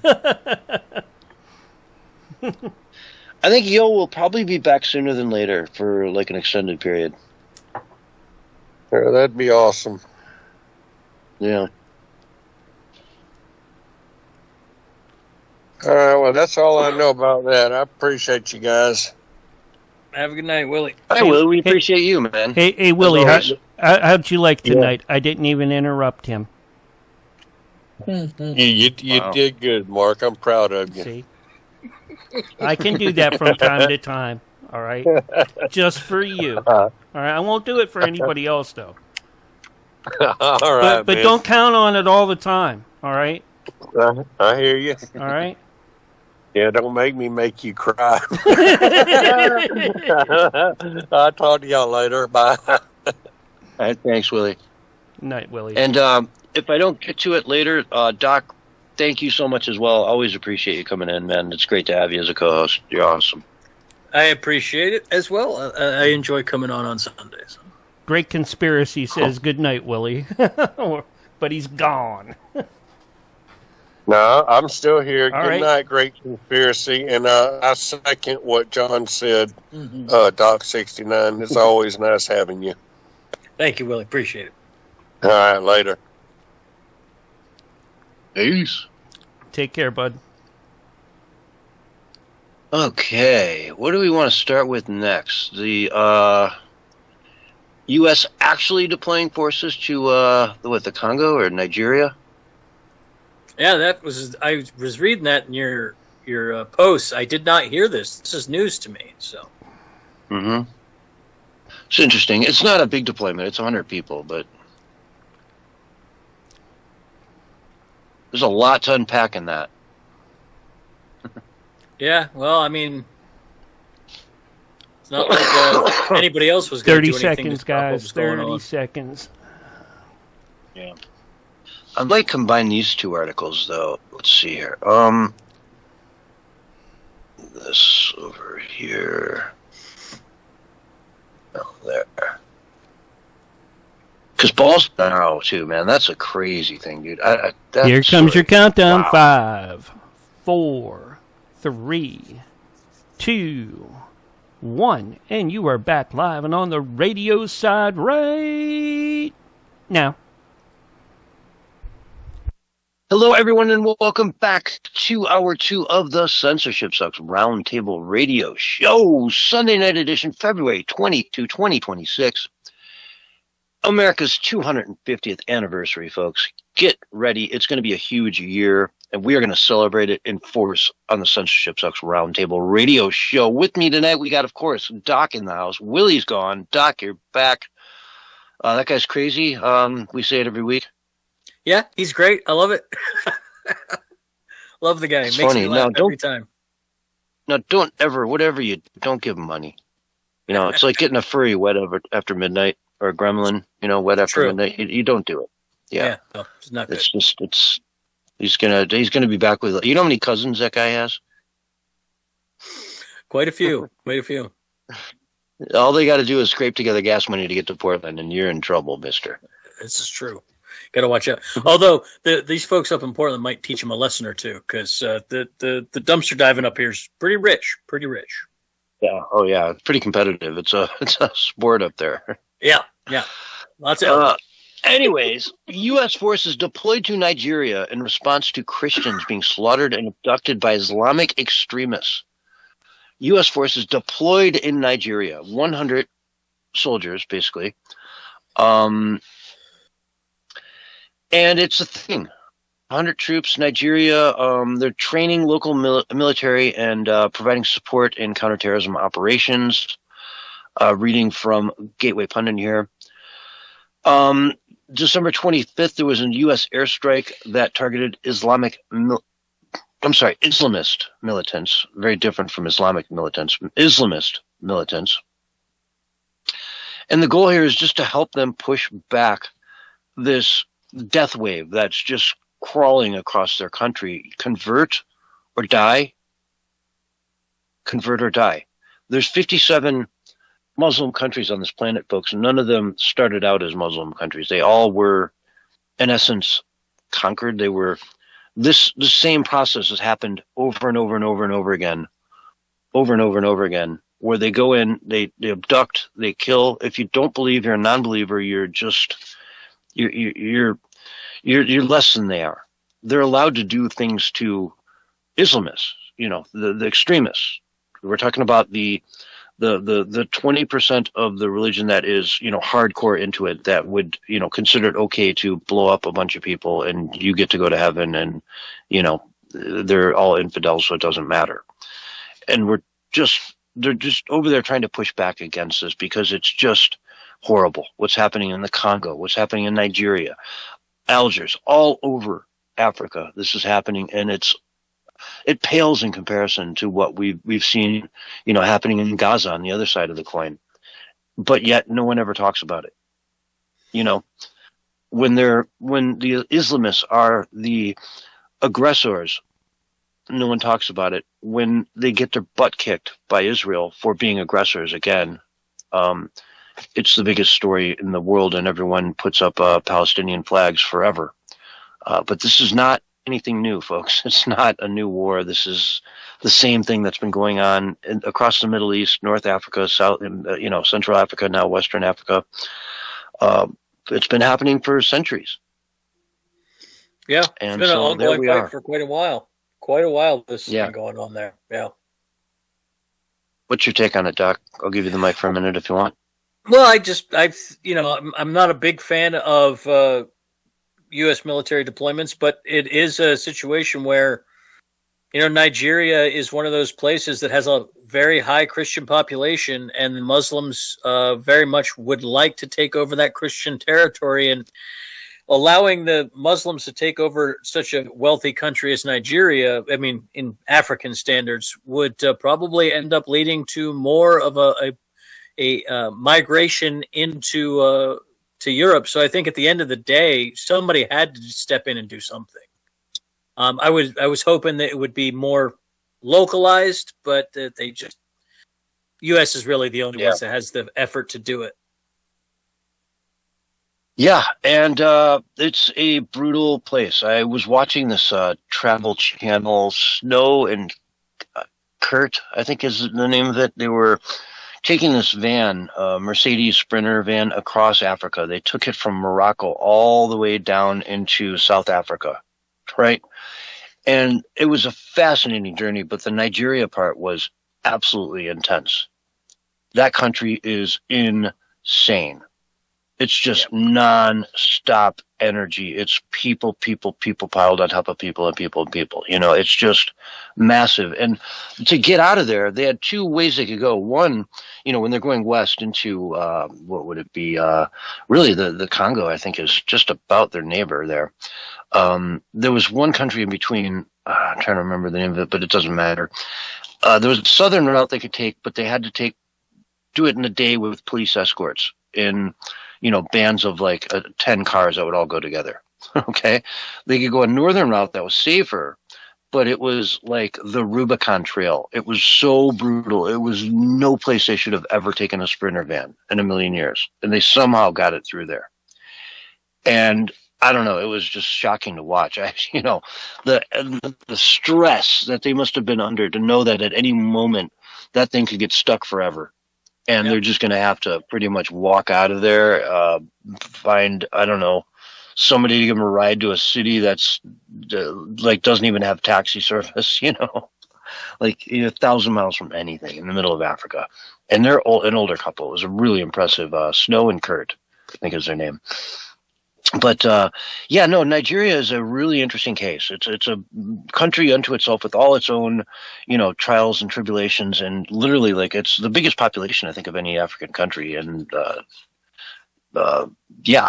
so this is happening. We're over there now, and we've got 100 troops deployed over there. It is what it is. Yeah, many such cases when it comes to Africa. Unfortunately, we've been messing around in Ethiopia and Somalia for years as well. It's just unfortunate the way that North Africa is. It's always in flux and chaos. Yeah. And I mean, you got to ask yourself, why can't they just copy paste all the solutions that, have been created around the world into their own societies? It's called a garbage can. We're going to put one on every corner. And if you have garbage, you just put it in the garbage can and we'll take it away at the end of the day. I don't know. This is called indoor plumbing. Yeah. You'd think there'd be like a Bill Gates out there who'd be willing to say, okay, yeah, let's put indoor plumbing or something, some close facsimile to it of PVP piping or whatever around to just get some of this human feces out of here, But then it becomes a garbage as well, so it gets clogged up, and I mean it lasts a week. You invest millions. I don't know. Well, you got the It's hard to- corruption, and it's a very rough place to try to do things because of the tribalism. Like, a lot of people don't realize this about Africa, but one little country in Africa can have 12 tribes in it, and none of them like each other. And then there's fighting politically, and then there's the corruption, and so Africa has a lot of trouble keeping things going. That's why Nigeria is one of those places I see America's presence as being at least a good thing in terms of keeping things from going over the edge there between the Muslims and the Christians. Because if we lose Nigeria on the coast there and it goes into total chaos, the rest of the west coast of Africa is going to go into total chaos as well. It's one of the few. Yeah, exactly. Like dominoes. Yeah. There's like a dozen or so maybe countries along the west coast there that would just fall one by one. Yeah. They just don't have any. They don't have the resources to withhold or withstand these Muslim invaders. Yeah. Converters, they're, how is it any different than like Christians, you might ask, going into a country and, trying to convert people, missionaries, right? There's a few differences. There's a few. Yeah. I mean, it's by the sword or by the carrot. I think most missionaries, most people trying to spread the word of Christ are doing it with the carrot, trying to teach them, trying to, make their life better. Here's how you brush your teeth. Here's how you, whereas it's convert or die. I don't know. Let's dive into these couple stories, though, because I find the next ones we're going to talk about here absolutely fascinating. Bolsonaro, right? The former president of Brazil was sentenced recently to 27 years in jail for his hand and basically what happened to, I think it was like January 8th or something. It was like July 8th or something. They had their own January 6th in Brazil. They had a version of January 6th down there. It was like 6 months after ours. And they actually sentenced him to 27 years in jail for his involvement in that. Now, the judge down there, the head of the Supreme Court, the head of the Supreme Court down there is a fanatical, radical dude who has done all kinds of stuff to this guy, curtailed freedom left and right. He's the one that went after Elon Musk and said, we're going to start locking up your executives down here if you don't adhere to our strict, censorship guides on X, on Twitter. And now they did something nice, okay? Bolsonaro got a court win, according to Breitbart here. His pandemic-era genocide charges are shelved temporarily, right?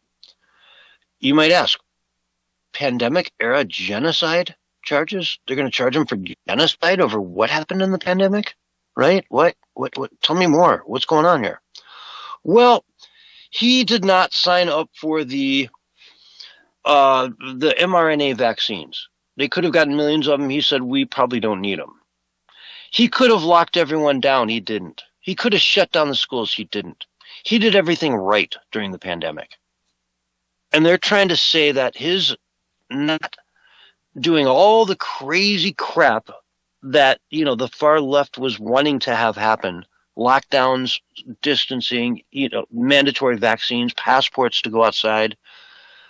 He didn't do any of that stuff. And they were going to go after him for genocide because of that. That's wild. I mean, you can't make this up. And they just dropped the charges again.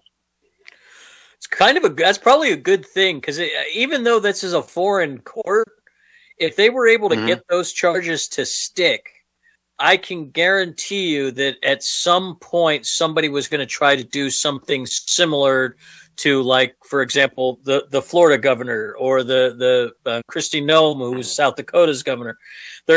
If you allow these leftist courts in these foreign countries to get away with stuff like that there, it eventually creeps its way into the leftist mindset, and they try to bring it to the United States. So it's probably a good thing that those charges got dropped, but they're insane that they're putting them guy in jail for 27 years. It's crazy. Like it's almost it's what would have happened to Trump if Kamala would have won. That's what would have happened to Trump. Yeah, we'd be living this third world sort of nightmare. Yeah. And it's happening as well across Europe. Don't get it wrong, folks. They're going after people in Germany. They're doing it in a few other handful of situations. They're doing it in Korea. Okay. The South Korean court on Thursday, this is from Just the News, quoting from them. Quote, South Korean court on Thursday found former President Yoon Suk Yeol guilty of insurrection, sentenced him to life in prison after he declared martial law in December of 2024. So, this was something that, he did. It was very quick. It didn't last very long at all. Yoon's attempt to impose martial law lasted about 6 hours. It resulted in mass street protests before Parliament quickly voted it down. The South Korean masterminding an insurrection carries a maximum sentence of death or life imprisonment. Prosecutors have sought the death penalty in Yoon's case. They didn't get it, but they wanted him dead. They last imposed the death penalty in 2016. He's expected to appeal the ruling. He's also facing 8 ongoing trial proceedings and was already given a 5-year sentence last month in a separate case on charges including obstructing authorities' attempts to arrest him following his martial law declaration. Yoon has appealed that sentence. So he was, obstructing authorities who were trying to arrest him. He got 5 years for that. Now he gets life. I don't know his politics, but I do know the new party in South Korea is very pro-Chinese communist. Yeah. Right. Very, very pro-communism. So South Korea as well is on the same trajectory here. Your thoughts? Unfortunately, I think the sad part about South Korea is they have such a problem with their demographics. I mean, much worse than what we have even. Their birth rate is extraordinarily low. The women in the country are extraordinarily feminist, while the men are extremely right-wing. And so they have this kind of culture war tension, and that's leaving an opening for the communists. And China would love nothing more than to turn South Korea more to a leftist government. And it's a little more common for a politician to be arrested in that country and put in jail for something dumb he did. But still, it's kind of a signal that there's still this underlying turmoil at the political level where politicians are being put in prison. It's not a nice atmosphere to be playing in, for sure. No, man. It's playing for keeps. Yeah. And it's, you're talking about life in jail. Bolsonaro, 27 years, that's life. The guy's like 70. Exactly. And he can run for office again when he's 108 years old. Yeah. Now, he's appealing it, sure, but who's he appealing to? Because the Supreme Court Justice is the guy who did all this to him. So how do you appeal that? Exactly. Scary stuff. Susan Rice. We all remember her from the from the Obama administration. Was she Secretary of Defense? State, if I'm not mistaken. Susan Rice came out and said this the other day, and she offers a taste of what's coming should the left retake power. And she's going after corporations and other institutions who have taken a knee to Trump. Think about, as you listen to this, who is she even talking about? Who is bending the knee to Trump like this? But Susan Rice, folks, this is scary stuff. This is from her Twitter account. But when it comes to the elites, the corporate interests, the law firms, the media, I agree with you, Preet. It is not. It's not going to end well for them. For those that decided that it was, that they would act in their perceived very narrow self-interest, which I would underscore is very short-term self-interest, and take a knee to Trump. I think they're now starting to realize, wait a minute, this is not popular. Trump is not popular. What he is doing, whether on the economy and affordability or on immigration now, is not popular. And that there is likely to be a swing in the other direction. And they're going to be caught with more than their pants down. They're going to be held accountable by those who come in opposition to Trump and win at the ballot box. And I can tell you, Preet, as I talk to leaders in Washington, leaders in our party, leaders in the states, if these corporations think that Democrats, when they come back in power, are going to, play by the old rules, and say, oh, never mind, we'll forgive you for all the people you fired, all the policies and principles you violated, all, the laws you've skirted. I think they've got another thing coming because, just like when Trump thought, okay, I'll redistrict and the Democrats won't have the guts to play hardball. They're going to be surprised. Democrats have had a belly full, and we're not going to play by the old set of rules when these guys are playing by a very different set of rules. We're going to play by the law, but we're not going to violate the law the way they do, but we're not going to be suckers. And so I think, whether you're a law firm, whether you're a university, whether you're a media entity, whether you're a big corporation, whether you're big tech, you need to play a long game, not this short game that has been so detrimental. There will be an accountability agenda. Companies already are starting to hear they better preserve their documents. They better be ready for. Wow. Yep. I mean, am I hearing that? Are you hearing that? Oh yeah, they're going to do witch trials, man. They're going to go after everybody that supported Trump. They're going to have to go after Elon. They're going to go after Zuckerberg. They're gonna go after Peter Thiel. They're gonna go after the administration. They're gonna put people in jail. Mm-hmm. I guarantee it. Wow, man! To come out and say that, to be this bold when you're really not holding any cards, you don't have any branch of government to speak of right now that you control, and you're coming out this bold and saying, if we take it back, you're all going to jail. What does that do to Elon Musk? Yeah. Of Zuckerberg. It makes him want to pour money into J.D. Vance's campaign next time around. And I mean money. I mean Zuckerberg. I mean all of them. You're going to come out and threaten us like this? You know who we are? You know how powerful I am? I'm Mark Zuckerberg. You want to mess with me? I spent $400 billion putting your guy in office, and look where it got me. Yeah. A month later, you guys were calling me up on the phone, screaming bloody murder, yelling at me, swearing in my ear about some rando post that you didn't like. Yeah, it's going to be wild. It's going to be wild. We have turbulent times ahead for sure. And I asked it before, but who was she exactly threatening? Was it really like a Mark Zuckerberg? I get an Elon Musk. Okay, I get it, right? Target number one on the left. But he's a big guy. He knows what he's doing. He's took that on. But what other companies out there are really, bending the knee to Trump? Are they talking about like auto manufacturers that were going to move their jobs overseas but didn't because Trump said, hey, do it here? And so they bent the knee to Trump? Is that their enemy? Who's the enemy? Probably. You know what I'm saying? Yeah.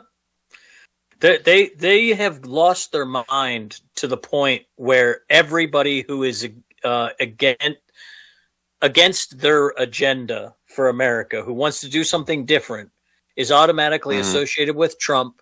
And they're therefore automatically a Nazi and evil, and it really is a big time problem for them. It really is. And you got all kinds of companies that have made deals with the Trump administration to make America great again, and the Democrats, they don't want that, not at all. Yeah, that type of talk though is no different than what we saw in Brazil or in South Korea. When it comes to putting people in jail. So you say it can't happen here, but there's a threat that if they win, it's going to happen here. You're going to go to jail. And we're going to trump up charges against you and you're going to jail. So scary stuff, folks. It's scary stuff. I wouldn't doubt they go after independent media either. Mm-hmm. And you can't tell me that, like, you show me the guy, I'll show you the crime. That if somebody pointed at Barack Obama and said, hey, go show me the crime, that's the guy, that you couldn't come back with a list of crimes that he's committed. Right? Right. Exactly. You can't come back with a way to justify putting him in jail for the rest of his life, putting Biden in jail for the rest of his life, if you really wanted to play that game. Yeah. So they talk about, the Republicans going low, and they're going to go even lower, and they're going to fight back because they have to, because that's how they get. No. He could do some really nasty stuff right now if he wanted to. If he really wanted to send the DOJ after his successors, like they're doing to Bolsonaro in Brazil or to Yoon in South Korea, he could do it today. He's not. Pam Bondi, we're all screaming she's not doing anything, right? Right. Yeah. Yeah, it's a shame that they want to play this game, because I think where it ends is not pretty for anybody, especially the public. Yeah. And yet, it's the play. It's happening around the world. It's not just new to us. It's the way it goes nowadays, Yeah, things have gotten ratcheted up for sure. Yeah. Speaking of ratcheting things up, a 21-year-old dude was shot and killed today at Mar-a-Lago.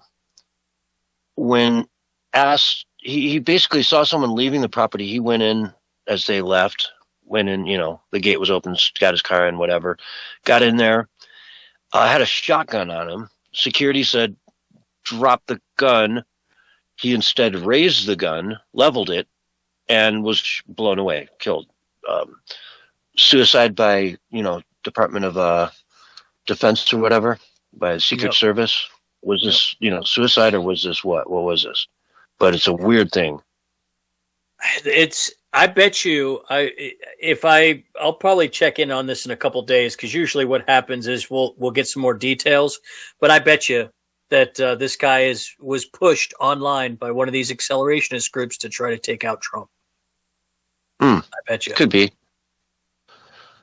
There's enough of them out there, It's it's a wild, wild world, folks. It sure is. And we're just going for the ride, It's true. But I promised you guys that we would cover a lot, because a lot has happened in the last week, and I think we've done a pretty good job of it. What do you say, Doc?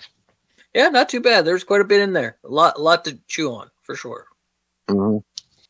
If I missed any huge story you can think of, let me know. It's never happened before. You know what I mean? I've missed stories, but I think we're covering a lot of it. God bless the people of Mexico. I hope everyone, is safe through all this.